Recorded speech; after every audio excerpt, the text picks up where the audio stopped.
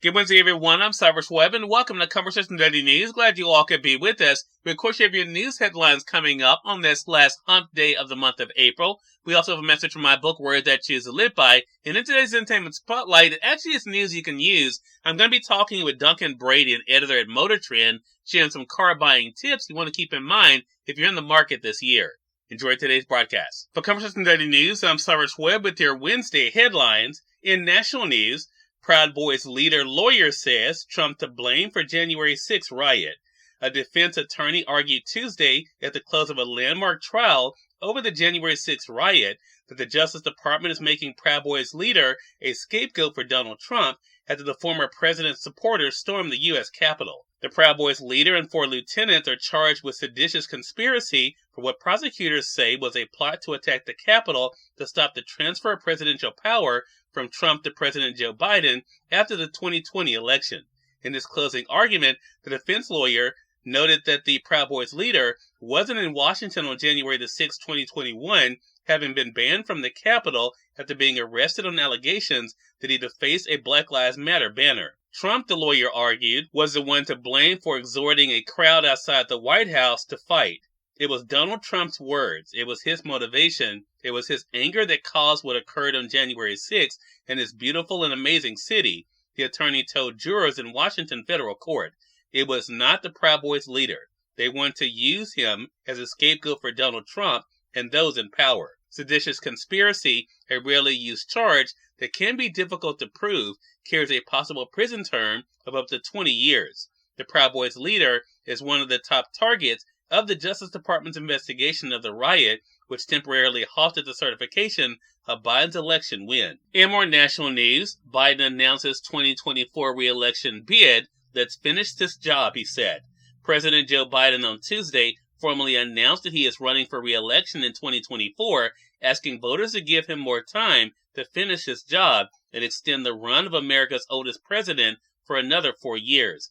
Biden, who would be 86 at the end of his second term, is betting his first-term legislative achievements and more than 50 years of experience in Washington will count for more than concerns over his age. He faces a smooth path to winning his party's nomination with no serious Democratic challengers, but he's still set for a hard-fought struggle to retain the presidency in a bitterly divided nation. In his first public appearance on Tuesday since the announcement, Biden offered a preview of how he plans to navigate the dual roles of president and presidential candidate, using a speech to building trades union members to highlight his accomplishments and undercut his GOP rivals while showing voters he remained focused on his day job. In entertainment news, Harry Belafonte, active as an entertainer, dies at 96. Harry Belafonte, the civil rights and entertainment giant, who began as a groundbreaking actor and singer and became an activist, humanitarian, and conscious of the world, has died. Belafonte died Tuesday of congestive heart failure at his New York City home. His wife Pamela, by his side, said his publicist. With his glowing, handsome face and silky, husky voice, Belafonte was one of the first black performers to gain a wide following on film and to sell 1 million records as a singer. Many still know him for his signature hit, Banana Boat song Deo, but he forged a greater legacy once he scaled back his performing careers in the 1960s and lived out his hero's decree that artists are gatekeepers of truth. Belafonte stands as the model and the epitome of the celebrity activist. Few kept up with his time and commitment, and none his stature as a meeting point among Hollywood, Washington, and the civil rights movement. Belafonte not only participated in protest marches and benefit concerts, but helped organize and raise support for them. He worked closely with his friend and generational peer, Martin Luther King Jr., often intervening on his behalf with both politicians and fellow entertainers and helping financially. In more entertainment news, Melissa McCarthy fronts People magazine's Beautiful issue.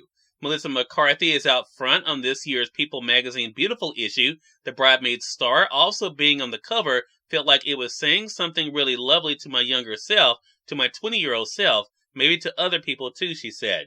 People on Tuesday revealed McCarthy's selection and the cover for the issue that hits newsstands on Friday. McCarthy, 52, recounted for the magazine her upbringing on a farm in rural Illinois and how she went through a punk phase, complete with a mohawk and blue hair, when she was in high school. And finally, in business news, stocks tumble on profit and economy worries. Wall Street tumbled Tuesday to its worst day in a month on worries about the strength of corporate profits in the economy following some mixed reports. The S&P 500 fell 1.6% to break out of a weeks-long lull. The Dow Jones Industrial Average dropped nearly 345 points, or 1%, while the Nasdaq Composite sank 2%. Cyrus Webb, Conversations Daily News. It's now time for a message from my book, Words I Choose to Live By. Enjoy. Good Wednesday, everyone. I'm Cyrus Webb, and welcome to Words I Choose to Live By. Here's your wake-up call. When you're talked about, beaten up, disgraced, and thinking you can't take any more of the world's abuse, keep on pushing forward. Do not give up. Know that on the other side of the storm is a breakthrough you have been waiting for yourself and your situation. Now let's go get it. Have an amazing Wednesday. Duncan Brady of MotorTrend is in today's Entertainment Spotlight for him Conversation Daily News. For Conversation Daily News, I'm Cyrus Webb with Entertainment Spotlight. Duncan Brady, editor at MotorTrend, joined me on Conversations Live, the radio show, to share some tips for car buying this year. Here's a bit of our conversation. Duncan, thank you again for the time. Really do appreciate it. Hey, Cyrus. Thanks so much for having me. Yeah, the pleasure's definitely all mine. Well, MotorTrend kind of is the go-to place that Duncan, as our audience knows, when it comes to being able to get information for car buyers. What are some tips that you have, Duncan, when it comes to buying a car this year?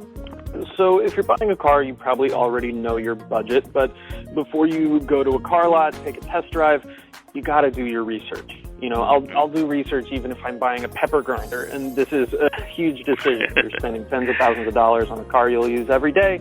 You don't want to go in blind.